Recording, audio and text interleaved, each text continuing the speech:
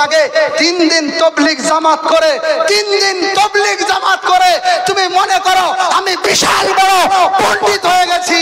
আমরা 15 বছর মাদ্রাসায় পড়ে আলুর তরকারি খেয়ে, আলুর খোসা খেয়ে খেয়ে মাদ্রাসায় কোরআনের তাফসীর শিখেছি। আমরা ইসলাম হবে না। মুর্শিদাবাদের বুকে কেন, সারা পশ্চিম বাংলা, সারা ভারতবর্ষ ঘুরে দেখে এসেছি। 100টার মধ্যে 80টা মসজিদ, 80টা মসজিদের ইমাম সাহেবের তেলাওয়াতে নামাজ হবে না। আলেমদের পিছনে এমন এমন কিছু মানুষ লাগে। আপনাদেরকে বলে যাই, এই রকম যদি মানুষ আপনাদের এলাকায় থাকে, এই রকম মানুষ যদি আপনারা দেখেন, তারা যদি মসজিদের কমিটিতেও থাকে, তাদেরকে মসজিদের কমিটিতে রাখা আপনাদের জন্য ঠিক হবে না, হবে না। আমি আপনাদেরকে হাদিস দিয়ে বলে যাব, বুঝিয়ে যাব। ভাইরা আমার, কেমন মানুষ? যারা অল্প কিছু শিকার পরে বিশাল আকার ধারণ করে। আছে না নাই? এ ভাই জোরে বলেন, আছে না নাই? অল্প কিছু শিকার পরে বিশাল কিছু ধারণ করে, মনে হয় নিজে সে বাঘ হয়ে গেছে, লেজ কাটা হুনু হয়ে গেছে, এমন ভাব নাই। 3 দিন জামাতে গেছে, 1 চিল্লা জামাতে গেছে, যাওয়ার পরে এলাকায় আসার পরে বাপ রে বাপ, গ্রামে আলেম আছে, ধর্মীয় কোনো কাজ হলে আলেমকে জিজ্ঞাসা করার দরকার নাই। বিশাল বড় বড় মাসআলা মসজিদের মাইকে একদম মুখ দিয়ে দিয়ে মাইকে প্রচার করছে, অথচ ভুল প্রচার করছে। গ্রামের আলেমদেরকে তারা প্রাধান্য দিতে জানে না, আশেপাশের আলেমদেরকে তারা জিজ্ঞাসা করতে জানে না, কারণ তারা নিজেদেরকে মনে করে এস্টাবলিশড, তারা নিজেদেরকে মনে করে তারা নিজেরা স্বয়ং সম্পন্ন। ভাইয়েরা আমার, বড় দুঃখ লাগে। 3 দিন তবলিগ জামাত করে, 3 দিন তবলিগ জামাত করে তুমি মনে করো আমি বিশাল বড় পণ্ডিত হয়ে গেছি। আমরা 15 বছর মাদ্রাসায় পড়ে আলুর তরকারি খেয়ে, আলুর খোসা খেয়ে খেয়ে মাদ্রাসায় কোরআনের তাফসীর শিখেছি। আমরা ইসলাম বুঝলাম না, আর তুমি ইসলাম বুঝে গেছো। তারা পরামর্শ করে মসজিদে ইমাম সাহেব নিযুক্ত করেছে, এমন ঘটনা ঘটেছে। যার কারণে বলতেছি, এই যে দেখা যায় মিডিয়া হচ্ছে, আমি চাই তাদের সামনে কথাটা পৌঁছে যাক। এজন্য ভাই আপনাদেরকে আমি কথাটা পৌঁছে দিতে চাই, আপনাদের এলাকায় যেন এইরকম ঘটনা না ঘটে। এমন ইমাম নিযুক্ত করেছে যেই ইমামের পড়া তিলাওয়াত লাহনে জালি বড় ভুল, নামাজ হবে না, হবে না, হবে না। বুকে থাবা মেরে বলে গেলাম, নামাজ হবে না। মুর্শিদাবাদের বুকে কেন, সারা পশ্চিম বাংলা, সারা ভারতবর্ষ ঘুরে দেখে এসেছি। 100টার মধ্যে 80টা মসজিদ, 80টা মসজিদের ইমাম সাহেবের তেলাওয়াতে নামাজ হবে না। বলবেন হুজুর এটা কেমন কথা বললেন, এটা কেমন কথা বললেন? কথাটা বলার উদ্দেশ্য হলো, আপনারা ইমাম সাহেব নিযুক্ত করবেন, 5টা বড় বড় বিজ্ঞ কারি সাহেব নিয়ে আসেন, মুফতি সাহেব নিয়ে আসেন, যে আপনার সমাজ পরিচালনা করবে, যে আপনার নামাজের ইমামতি করবে। তাকে সহি শুদ্ধ হতে হবে, তার পড়া ঠিক থাকতে হবে। কারণ কি জানেন? একটু 2 মিনিটের জন্য, আপনারা আমার ছাত্র, আমি আপনাদের শিক্ষক। দেখেন, তা একটা অক্ষর আছে, তা, আলিফ বা তা। ওই আরবিতে আর একটা অক্ষর আছে যেটার নাম হলো ত। আছে না নাই? তা আছে, ত আছে, ভালো করে জেনে রাখেন।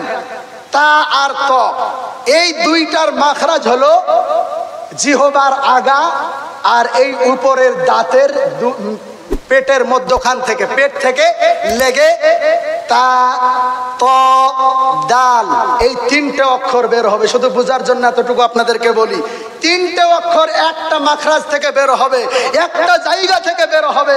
তাইলে যদি তায়ের জায়গায় কেউ ত পড়ে দেয়, তয়ের জায়গায় কেউ তা পড়ে দেয়, নামাজ হিসাব মতো হওয়ার কথা, কিন্তু আমি বলে যাব নামাজ হবে না। কেউ যদি তাব্বাত ইয়াদা আবি লাহাবি ওয়া তাব্বা মা আগনা আনহু মালুহু ওয়া মা কাসাব সায়াসলা নারান যাতা লাহাবি ওয়া ইমরাআতুহু হাম্মালাতাল হাতাব, কেউ যদি হাতবের জায়গায় হাতাব পড়ে, আমি বলে গেলাম নামাজ হবে না। মাখরাজ একটা, কিন্তু নামাজ হবে না। একটা ইমাম সাহেব তার পিছনে নামাজ পড়লাম আমাদের ডোমকলে। আমি নাম বলবো না, কিন্তু তাকে পার্সোনাল বলে দিয়েছি আমি। নামাজের মধ্যে পড়ছে আলহামদুলিল্লাহি রাব্বিল আলামিন। হা আর হা পার্থক্য আছে না নাই? পার্থক্য আছে। কেউ যদি হায়ের জায়গায় হা পড়ে, হায়ের জায়গায় হা পড়ে, নামাজ হবে না। আমি ইসমাইল বলে গেলাম, নামাজ হবে না। যত বড়ই মুফতি সাহেব থাকুক, কারি সাহেব থাকুক, নিয়ে আসেন, আমি বলবো নামাজ হবে না। কিন্তু হাজারো ইমাম সাহেব আছে, ইমাম সাহেবের অনুপস্থিতিতে যারা নামাজ পড়ায়, মুয়াজ্জিন সাহেব আছে, আলহামদুলিল্লাহি রাব্বিল আলামিন, তবলিগ করে এসেছে, পড়ছে আলহামদুলিল্লাহি রাব্বিল আলামিন। নামাজ হবে না বাবা, নামাজ হবে না। এজন্য বলবো, যেটা আমি বলছিলাম, ভালোবাসতে শিখেন, ভালোবাসতে শিখেন। এত হিংসা বিদ্বেষ কেন? আলেমদেরকে কাছে টানেন, কারণ আলেমরা হলো আল উলামা ওয়ারাসাতুল আম্বিয়া, নবীদের ওয়ারিস হলো আলেমরা। আলেমদেরকে ভালোবাসতে শিখেন। আপনারা আলেমদেরকে ভালোবাসবেন। আলেম কোনো মাসলা দরকার হলে, কোনো সাধারণ মানুষ যদি 1 বছর 2 বছর যদি জামাত করে ঘুরে আসে, তার কাছে যাবেন না, যাবেন একজন আলেমের কাছে, একজন আলেমের কাছে যাবেন। কারণ কি জানেন? এগুলো বলার কথা না, তারপরেও বলছি, কারণ খুব ফিতনা চলছে, খুব ফিতনা চলছে। ঘরের মানুষ যদি ঘরে আগুন লাগিয়ে দিয়ে বাইরে বিড়ি খায়, নিভাবে কেডা? আমার মুর্শিদাবাদের তবলিগ জামাত এখন বেরিয়েছে, তবলিগ জামাত বেরিয়েছে। আমি আপনাদেরকে এই বয়ান করছি বলে আপনারা মনে করবেন না যে হুজুর তবলিগ বিরোধী বয়ান করছে।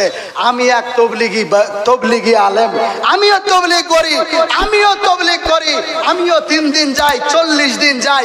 কিন্তু ওই রকম যেগুলা সিস্টেম চলছে, সিস্টেম চালানো যাবে না, যাবে না, যাবে না।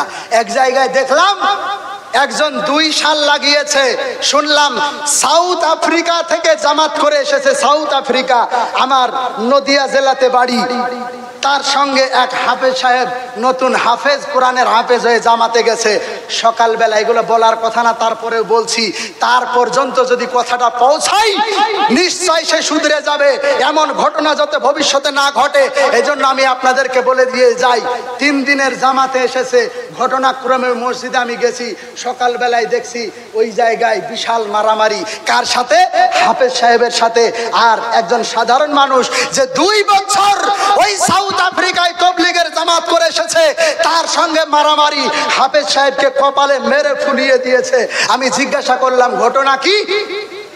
বলা হলো, যারা জামাতের সাথী ভাই ছিল তারা বলল যে জামাতের আমির সাহেব যে 2 বছর সাউথ আফ্রিকায় ছিল, এই জামাতের আমির সাহেব, হাফেজ সাহেব সকালবেলায় পান্তা খাওয়ার জন্য চানাচুর চেয়েছিল, দিতে চাই নাই। হাফেজ সাহেব একটু জোর করে নিতে চেয়েছিল, এজন্য হাফেজ সাহেবকে একটা হাড়ি দিয়ে মেরে কপাল ফুলিয়ে দিয়েছে। নাউজুবিল্লাহ পড়বেন না? ঘটনা চলছে এমন ঘটনা, কি বয়ান করবো আপনাদেরকে? ঘরের মানুষে যদি ঘরে আগুন লাগিয়ে দিয়ে বসে থাকে, নিভাবে কাটা? এই বয়ান আজকে এখানে করে গেলাম।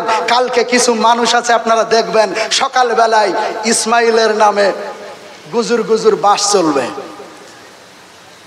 তুমি যতই বাস দাও, ইসমাইল ডোন্ট কেয়ার, কোনো কেয়ার করে না।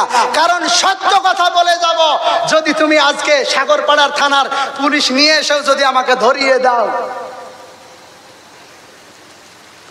ভাইরা আমার, আলেমদেরকে ভালোবাসতে হবে। রাজি আছেন তো ইনশাআল্লাহ? ভাইরা রাজি আছেন তো ইনশাআল্লাহ? আল্লাহ তাআলা কবুল করুন। মাদ্রাসা ভালোবাসবেন, আল্লাহ ভালোবাসবেন, নবী ভালোবাসবেন। মানুষকে কষ্ট দেওয়া যাবে না, মানুষকে ভালোবাসবেন। কারণ আমার নবীজি বলেছেন, আদ-দ্বীন আন-নাসিহা। মানুষ যে ধর্ম ধর্ম করে চিল্লায়, মানুষ ধর্ম কি তা জানে? নবীজি প্রশ্ন করছেন, আবার জবাব দিচ্ছেন, ধর্ম হলো মানুষকে ভালোবাসা। পৃথিবীতে সবচাইতে বড় ধর্ম হলো মানুষকে ভালোবাসা। ভাই আপনার